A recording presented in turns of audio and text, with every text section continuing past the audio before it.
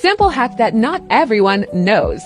So yung activity natin na gagawin is titingnan natin kasi yung ilaw walang label kung anong wattage, hindi natin alam. So susukatan natin using power meter.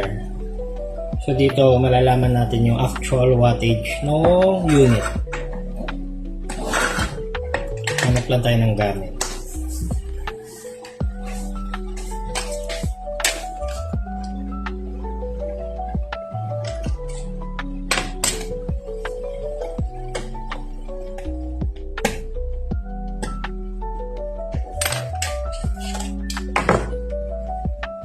So even testing lang to, pag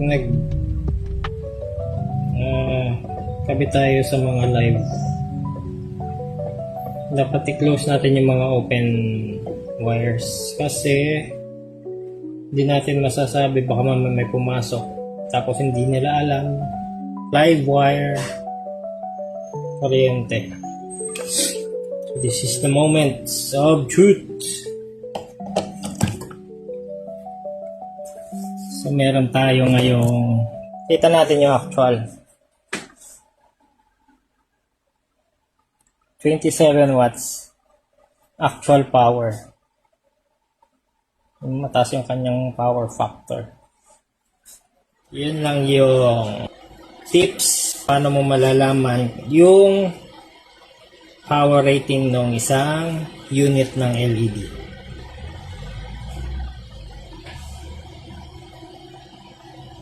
$27 watts.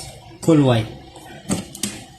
Cool white or sa market is tinatawag nilang daylight. Newtek Industrial LED Lighting Solutions.